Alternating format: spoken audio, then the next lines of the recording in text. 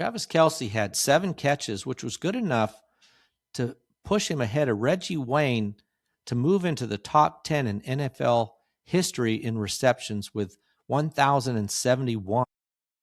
He's now number 10.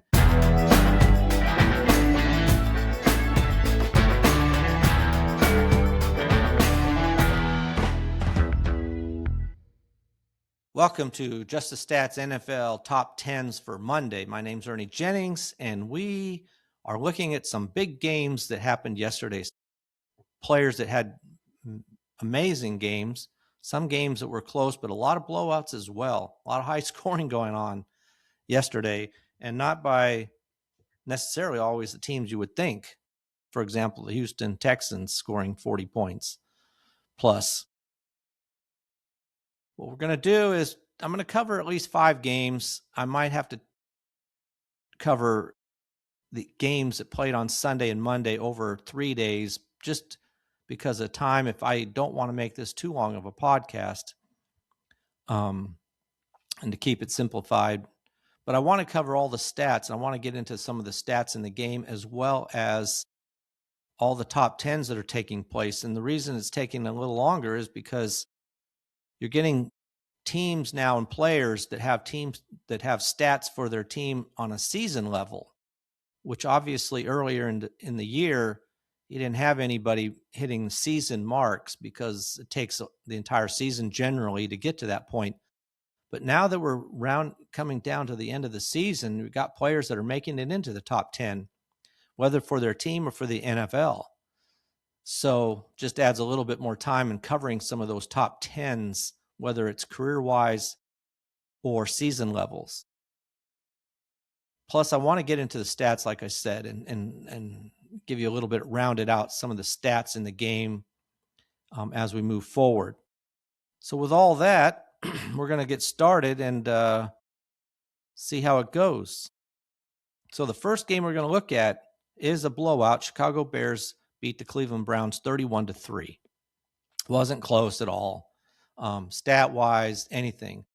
I mean, Chicago Bears had this game at 14-0 after the first quarter, and they could have called the game right there because it took the Browns till the third quarter to even get a field goal, and that's all they scored in the game. Now, as far as yards go, Chicago Bears had 361 total yards to 192 for Cleveland. Just wasn't this game. Thing went Chicago's way. Had the ball for almost 33 minutes to 27 for Cleveland.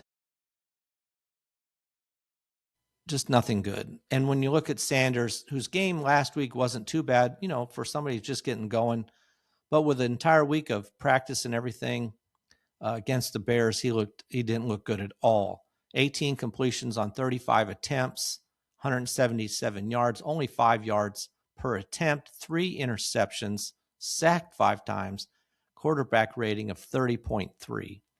That's pretty bad. Now, Caleb Williams, on the other hand, 17 completions on 28 attempts, 1 fewer completion on 7 fewer attempts, but he had 242 yards, 8.6 yards per attempt, which is 3.5 yards more per attempt than Shedeur Sanders had. He also had 2 touchdowns, Williams did, and he had a quarterback rating of 112.5, so a really good game for him. Now, back to the Cleveland Browns. Rushing department, 16 carries, 50 yards, so just over 3 yards a carry. And that's only ballooned because Shedeur Sanders had 2 carries for 24 yards to lead the team in yards. Quinshon Judkins had 12 carries for 21 yards. And then you throw in the fact that Judkins also had 3 catches for minus 4 yards. Judkins ended up with a total of 17 yards in this game on 15 carries. 15 touches, I should say. Not good at all. They just had no offense. Just really bad. Leading receiver was their tight end, Harold Fannin, 7 catches, 48 yards. Other than that, Isaiah Bond had 2 catches for 89 yards. So that was good, but only 2 catches on 4 targets. Man, just not good. And everything went to Fannin. I mean, 7 catches, 14 targets. So almost half his targets, or a third. Yeah. Somewhere in that range. The vast majority of the targets, I'll put it that way, went to Fannin. Nobody else had more than 4 targets thrown his way. Now, for the Bears, as far as rushing goes, let's look at that. DeAndre Swift dominated here over Monda, which had been closer to a split, but Swift had 18 carries, 98 yards, 5.44 yards a carry, 2 touchdowns, compared to Monda, who had 11 touches and 33 yards, so 3 yards a carry there. Really a big game by Swift. In the receiving department, it was just really one guy, Luther Burden, 6 catches, 84 yards on 7 targets. Most targeted guy, most receptions, most yards. But it was DJ Moore with 4 catches for 69 yards who had the 2 receiving touchdowns. So good game for him as well. Now on defense, this is the only shining spot for the Cleveland Browns. Myles Garrett had 1.5 sacks. He had a tackle for loss as well, but he had 1.5 sacks, which is exactly what he needed to break into the top 10 all time, whether official sacks department or the unofficial sacks department. On the unofficial sacks, which started since 1960, he made it to number 10. He's tied with Deacon Jones and Coy Bacon. Deacon Jones in 1967 had 21.5 sacks. Coy Bacon in 1976 for the Bengals had 21.5 sacks. Now, Deacon Jones did it for the Rams. Myles Garrett now has 21.5 sacks this year for the Browns, which puts him in a tie with Coy Bacon and Deacon Jones for 9th place all time. Next up, he's got several players, 5 of them, in fact, that have exactly 22 sacks. So he only needs a half a sack to move up into a tie for 5th on the unofficial sack list. Now, when you're looking at the official sacks, which started in 1982, and as I've said, the reason for the difference is this: from 1982, they started getting the sack totals from the games as they watch live. From 1960 to 82, they had to go back. They had experts and different people look at every football game, watched every game, looked at the official stats for those games, and accounted for all the sacks. So I feel like someday those should be counted as just part of the official list. I don't know why they have waited this long. When you look at team stats, like if you just look at the individual team, you'll see they're including sacks from however far back, back to 1960. So it doesn't seem right that they're holding back on this sack list. But the difference is that you have a different leader as far as overall sacks officially. But when it comes to the official sack list from 1982, with 1.5 sacks, now Myles Garrett has 21.5 sacks, which is good enough to put him in 6th all time in the NFL in sacks as far as the official list goes. So he needs a half a sack to catch 3 players who have 22. And that would put him into 3rd. And he only needs 1 sack to tie Michael Strahan and TJ Watt on the official list. And he will become he'll be tied for 1st place all time in the sack department. Needs 1.5 to set the record all for himself. So we'll see. I mean, I don't see how he's not going to do it. He's got 3 games to go. He needs a couple of sacks in 3 games. Obviously, he's doing way better than that. So he's definitely got a chance to set the record in that department. All right. As far as in the Chicago Bears in the passing department, like I said, Caleb Williams had 242 yards in this game, which was good enough to move him up into the top 10. He came into the season for the Chicago Bears at the 15th spot. Now with 242 yards, he jumps into 10th, knocking Mitchell Trubisky out of that 10th spot. So Caleb Williams now has 3,150 yards this season. Last year, in his first year, he had over 3,500. So he's on a pace to maybe catch that number. He's not going to, everybody was hoping he'd make it to 4,000 yards. He won't do that.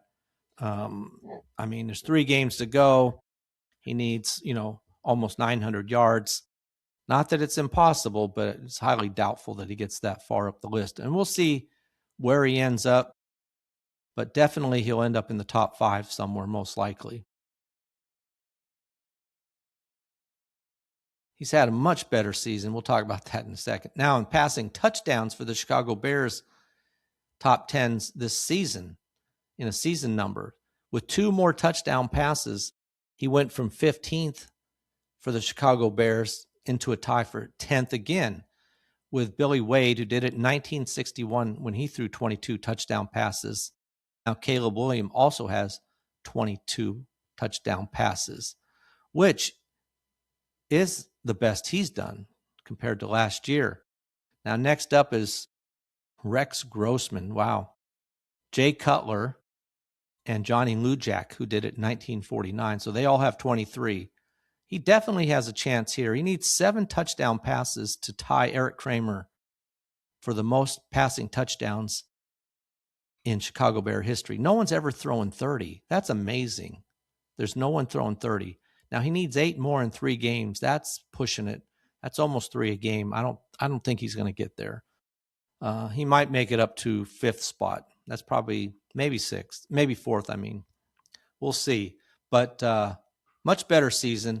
And I say that because, and I'm not going to put a chart up because he's not on there, but last year, Caleb Williams was sacked 68 times, which puts him in the top 10 in the NFL all time for most sacks in a single season.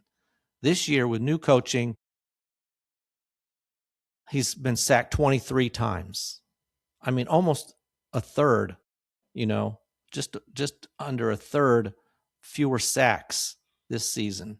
It's made an incredible difference for their team and for him as a quarterback. Now, in passing yards for the Chicago Bears, he passed Justin Fields to move into 10th all-time in that category. This is on a career level now. So he's got in top 10 on the season level. He's top 10 career all-time now, dropping Justin Fields out of this list. Caleb Williams now has, in his career, 6,691 passing yards for him. Now he needs a little over 400 yards to catch Bob Avellini, who played in the 70s and 80s, who has over 7,100 yards. And that'll definitely be as far as he gets, because after that, we're talking about players with over 9,000 yards. He won't get that this season. Caleb Williams has had a really good second year. And now Drake Mays had a much better second year, but still pretty good year for Caleb Williams compared to last year.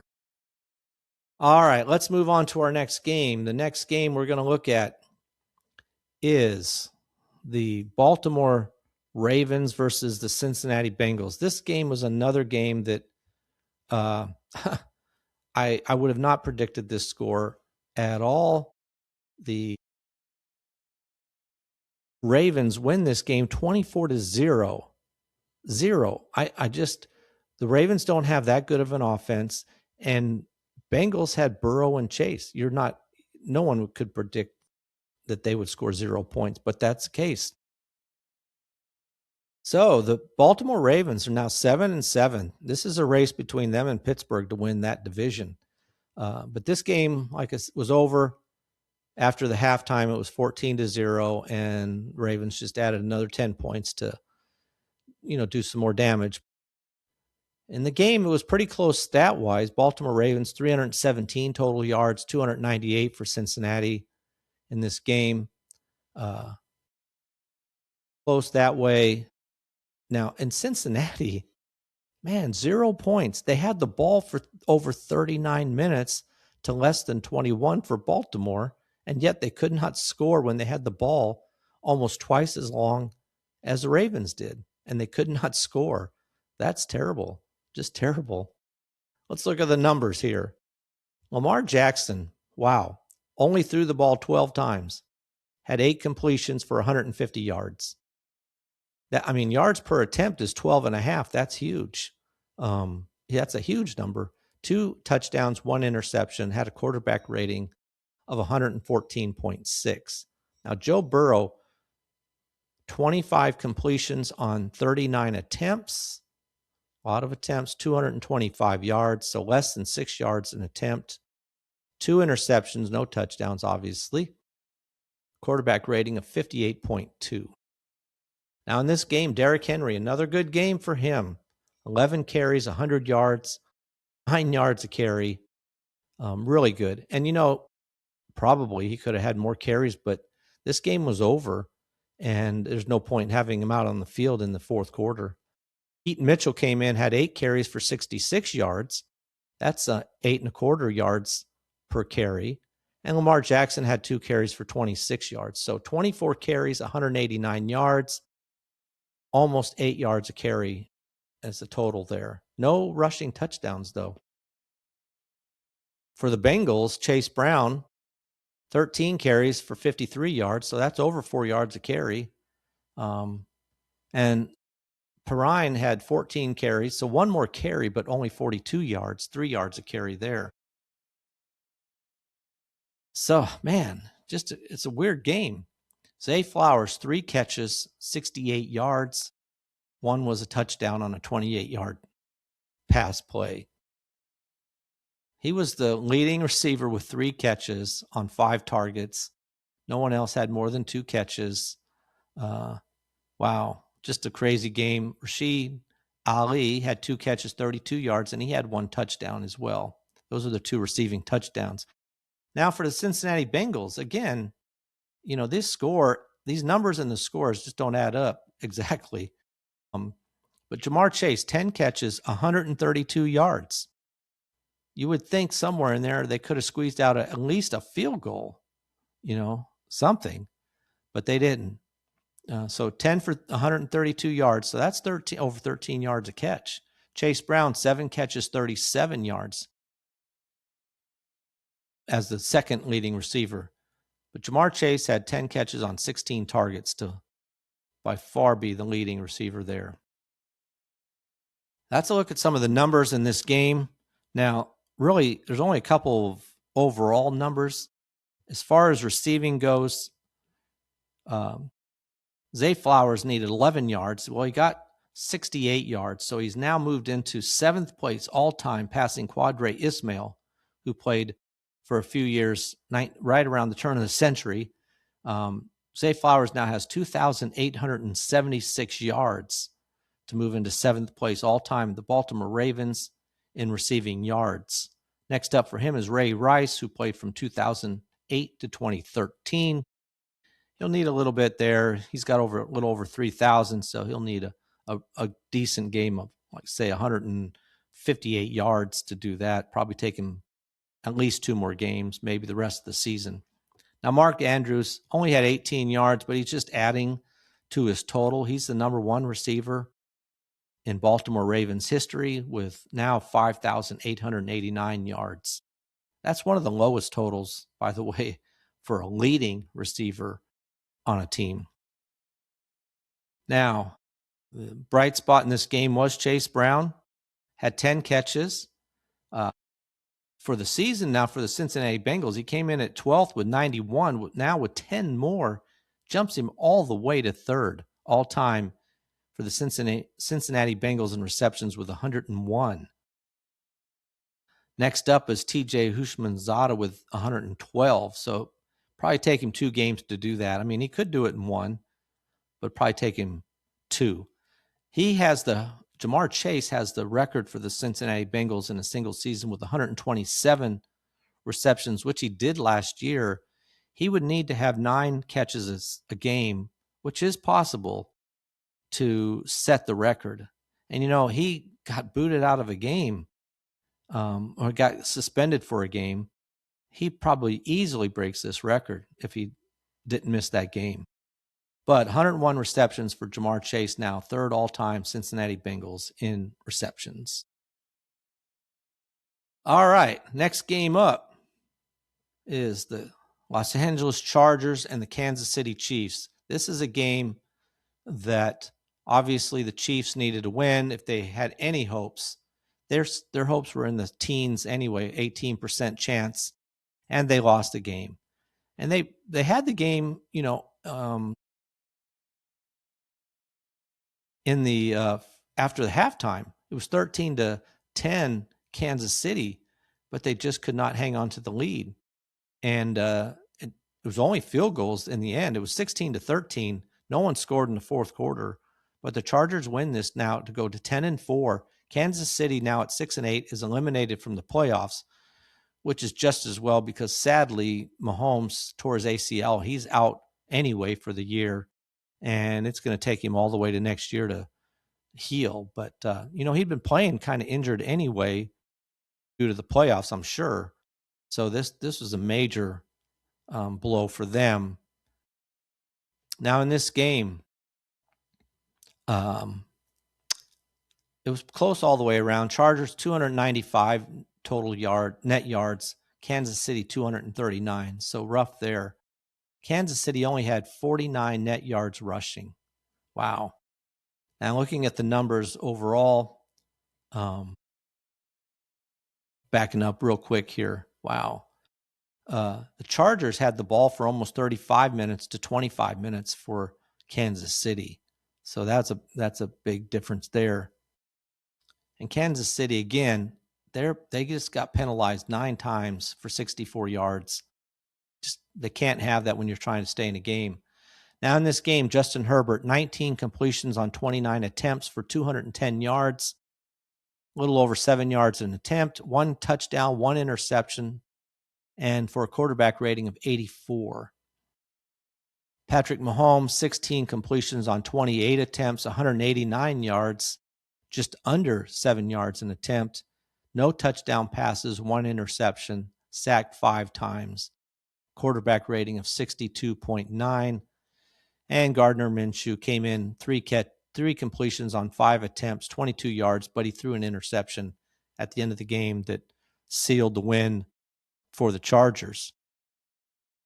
For the Chargers, Omarion Hampton, 15 carries, 61 yards, just over 4 yards a carry. And Kamani Vidal, 12 carries for 33 yards, 2.75 yards a carry for him. For Kansas City, now this is interesting that Isaiah Pacheco led the team with 11 carries for 21 yards, not even 2 yards a carry. Patrick Mahomes had 2 carries for 15 yards, and 1 was a touchdown. So he had their lone touchdown rushing. Actually, it was their lone touchdown in this game. The rest of everything was field goals. But not a good game at all, really, for either team as far as the rushing department goes. I mean, Kareem Hunt had 6 carries for 12 yards, so that's only 2 yards a carry. In the receiving department, again, nothing big. Keenan Allen led the team, 5 catches for 36 yards. Oronde Gadsden, 4 catches, 61 yards. Those are your top 2 receivers. And this is one of those things when you're in fantasy football you hate because no one had this player on his team. But Keandre Lambert-Smith had 1 catch for 16 yards and a touchdown. So he had the lone touchdown for this team. Not one of the star players. Now for Kansas City, Travis Kelce, 7 catches, 70 yards. Not bad. Rashee Rice, 7 catches for 51 yards. Those are your top 2 receivers by far. No one else had more than 2 catches in this game. So it was one of those 2 players, if anybody was going to catch a pass, just about. That's a look at those 2 teams. Nobody stood out. It was a huge game, a tough game, obviously, in more ways than one for Kansas City. But Los Angeles Chargers stay in the hunt. Now in this game, Justin Herbert was sacked 4 times, which now ties him with Phillip Rivers, who came back from the dead, or I shouldn't say that, from retirement to play yesterday after 5 years of retirement. But for the Los Angeles Chargers, Phillip Rivers was first all-time in quarterback sacks with 49. He did that in 2012. Well, Justin Herbert tied him. They both now have 49 quarterbacks sacks. And you figure Justin Herbert with 3 games to go is going to be sacked at least one more time. So he'll bump Phillip Rivers down to number 2 in this category. Also in this game, and a negative, just throwing, more fire on the wood, or wood on the fire here for Patrick Mahomes. But with this interception, it ties him with Trent Green with 85 interceptions in his career for the Kansas City Chiefs. They're now both tied for third with 85 quarterback interceptions. And then Travis Kelce, on a good note for them, Travis Kelce had 7 catches, which was good enough to push him ahead of Reggie Wayne to move into the top 10 in NFL history in receptions with 1,071. He's now number 10. This is the first player in about 10 years to break into the top 10. And as I've been talking about in this category, you've got 4 wide receivers who were able to hit the 1,000 reception mark this year. Now, Travis Kelce did it last year, but Keenan Allen, Davante Adams, and DeAndre Hopkins all have more than 1,000 receptions, with Travis Kelce leading this group of players. But Travis Kelce is the first one to be able to break into the top 10 in the recent, like I said, in the last 10 years. So good for him. Next up for him is Anquan Boldin, who has 1,076. So he needs 5 receptions to catch him. Very possible that he moves up this list a little bit farther. Now, Keenan Allen, he might catch Reggie Wayne. He's got 1,042. He's going to need some pretty good games in the next 3 games to do it. He needs 34 receptions. I doubt it, honestly. Actually, it would be next year for him. They both came in the league in the same year, but as did DeAndre Hopkins, all came in 2013. Davante Adams, who's injured, may not play next week, or actually this Thursday, so he probably won't play. He's also there, but he started the year after those 3 players. Oh, Travis Kelce, 1,071 receptions to now be 10th all-time in NFL history in receptions. All right, now moving on to our next game, Buffalo Bills. Let me see here. We've done, wow, we're moving a little slow, so we will only do about 5 games. But the Buffalo Bills and the New England Patriots. Now, this was a big game, huge game. And I don't know what it is, but Buffalo did it again. They were being dominated in this game. At halftime, it was 24-7, New England over Buffalo. And Buffalo came storming back with 28 points in the second half to win it 35-31. Just amazing. I mean, I saw that. I could see that happening with the last week when Buffalo Bills did it against Cincinnati Bengals, but it was the Cincinnati Bengals. So really a big win for Buffalo when they can do that against the New England Patriots, who were tied, with the best record in the NFL. So now the Buffalo Bills 10-4, New England Patriots 11-3.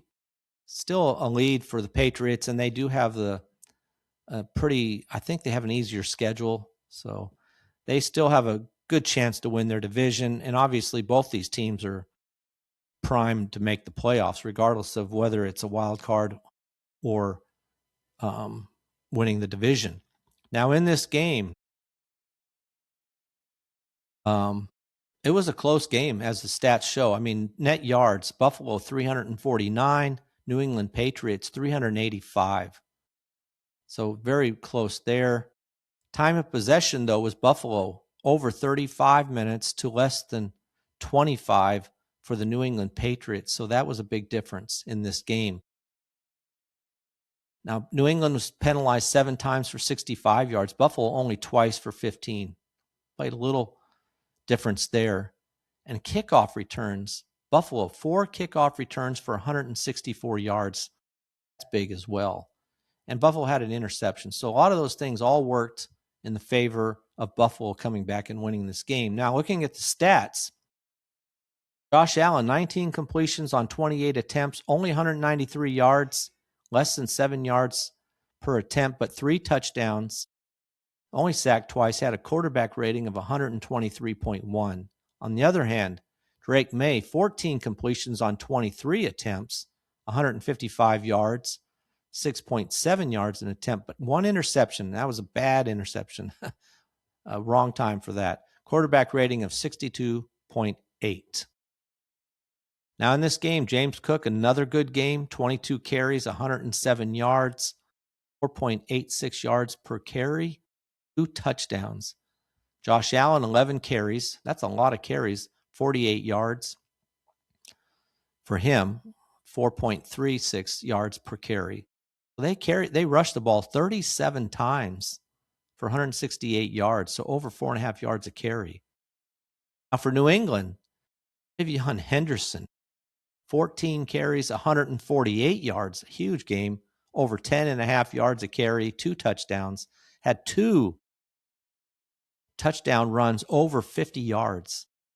Second time in history of NFL that a player has had 2 games in the same season where he's had 2 50-plus yard rushing touchdowns. I know that's a crazy stat, but I heard it and it was impressive. Raymond Stevenson had a good game, 6 carries for 50 yards. See, this is a game you should not lose. And how they lost, is amazing. But New England Patriots, 25 rushing attempts for 246 yards, almost 10 yards a rush, 4 rushing touchdowns, and they lost the game. You should not be losing a game when you have 4 rushing touchdowns and you dominated in the amount of in the yardage this way. It's crazy. Now, receiving department, nobody really stood out for Buffalo. I mean, wow, 2, 4, 6, 8 receivers in this game caught a ball. Khalil Shakir had 5 catches, 65 yards. This is, again, why I never pick Buffalo Bill as my receiver on a fantasy team, because you don't know who's going to do it. Usually, Dalton Kincaid, 3 catches, 34 yards. No touchdowns, though. Dawson Knox, 3 catches, 37 yards, 2 touchdowns receiving. And James Cook coming out of the backfield, 2 receptions, 4 yards, but another touchdown for him. So he had 3 touchdowns total and a total of 111 yards. Not too many yards receiving, but still a big game. And they pulled this game out. Now for New England, again, no one stood out here either. They don't have anybody that's amazing receiver. Mac Hollins, 4 catches, 41 yards in this game. No one had a touchdown. Trevion Henderson, 2 catches, 13 yards. So you tack that on with all his 148 yards. So he had 161 yards of offense in this game. Pretty good game for him. Pretty good game for the running backs in general. Now, looking at the overall stats, for the Buffalo Bills in passing touchdowns in a season, Josh Allen came in at 20th, had 2 passing touchdowns now to move him into a tie with Drew Bledsoe for 10th all-time Buffalo Bills in passing touchdowns with 24. Next up is Jim Kelly and Joe Ferguson, who both had 25. Josh Allen holds the record with 37. He won't get that far. In fact, Josh Allen holds the top 3 spots and 5 of the top 6. So he's doing something like you see a lot of quarterbacks who've been on the same team that are really good, say Tom Brady or something, where they just have all the top 10 spots or most of them. And he's about to do that again.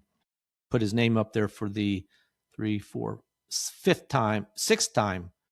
Be in the top 10. He'll be up there 6 times. Now, James Cook, in the rushing touchdown department, he needed only 1 touchdown to pass Ray Carlton, who in the 60s had 29 rushing touchdowns. Well, James Cook had 2 of them. So he moves into a tie for 5th with Fred Jackson with 30 rushing touchdowns for the Buffalo Bills in their careers. Josh Allen holds the record with 75. Let me make sure on that. Yeah, 75. He didn't have any today or yesterday. So he's got a huge lead over anybody else as the quarterback. Now, in the category of all touchdowns, well, James Cook had 3 total there, and he was tied with Joe Cribbs, who played in the 80s, with 36 for 10th spot. Well, with 3 more, he jumps all the way up into a tie for 7th with Albert Dubunian, who played in the 60s, with 39 total touchdowns, receiving or rushing. Good for him. That was a big jump for him right there. Next up is Lee Evans with 43. Now in the negative department, Drake May was in 10th spot, tied for 9th actually with Tom Brady in a single season as far as being sacked with 40. He had 3 more though, moves up into a tie with 7th with Tony Eason, who in 1986 was sacked 43 times. So they've both been sacked 43 times in their careers. Next up is Drew Bledsoe and Steve Grogan, who both were sacked 45 times. Not a number you want to be associated with, but that's the way it goes. All right, let's get one more game in here, and we'll call it a day. And this was a game with no real consequences as far as standings go. It's Washington Commanders versus the New York Giants. And in this game, it was a back and forth a little bit. Well, actually, Commanders were leading, and the Giants tried to make a comeback, and it ended up being 29-21. Washington Commanders win this game. They're now 4-10. New York Giants are 2-12, which is just as well for the Giants because they need a draft pick. Not a quarterback, though. I think they're probably set there, but otherwise they do need a high draft pick. Now in this game, close game stat-wise, the Giants actually had more yardage, 384 to 340 for Washington. Time of possession was pretty close. Washington almost 31 minutes. New York Giants just over 29. Pretty close there. Really nothing big standing out here. It was just kind of a game between two teams that just aren't that good. Marcus Mariota, 10 completions, 19 attempts for 211 yards. Over 11 yards per attempt, which is really good. 1 touchdown, had a quarterback rating of 109.8, so not bad there.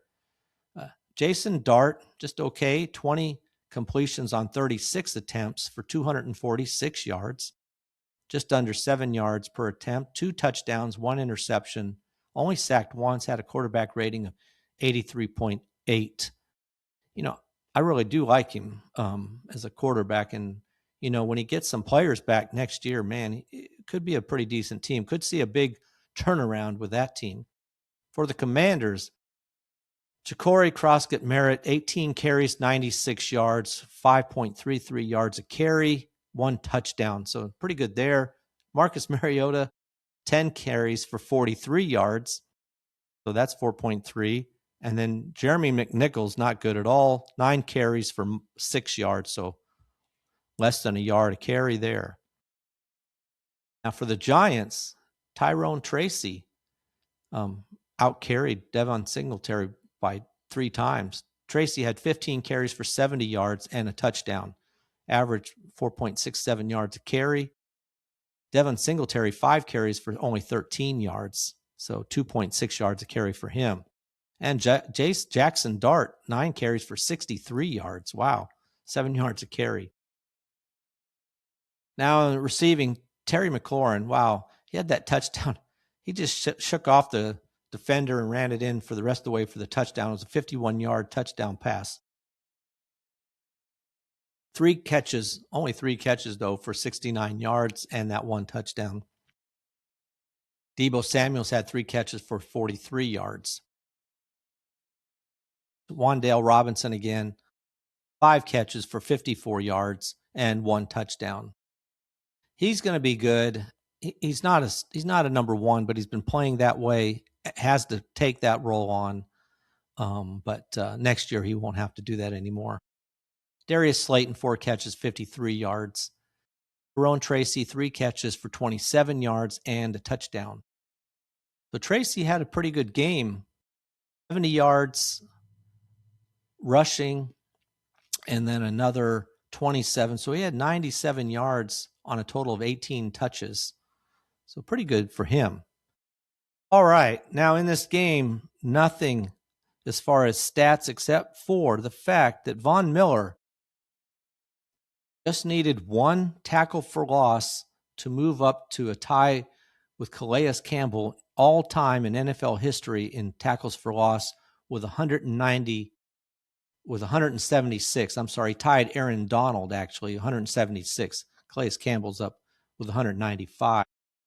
But he did move into fourth place tie with Aaron Donald with 176 tackles for loss. So really, he's had a good career. He's been around since 2011. Long time. Not as long as Calais Campbell's been around since 2008, but still, it's been a long time. So that's the only stat in this game. So with that game, we will call it a wrap for this episode. You see how long it's taken just to do 5 games. So I will do another podcast and we'll do another 5 games tomorrow. Some big games there as well. They're important one way or the other. All right. So I appreciate you listening. Please like and subscribe. You can find this podcast on Just the Stats NFL. You can find it on YouTube at that address, Just the Stats NFL. So go to YouTube and please like, subscribe, comment there if you like. You can also listen to the podcast on Spotify, Apple, or YouTube. Obviously, on YouTube, I'm going to put up the charts that will show the stats from these different games, not the stats of the individual games, but the scores and the top 10 players in whatever category they happen to be in. All right.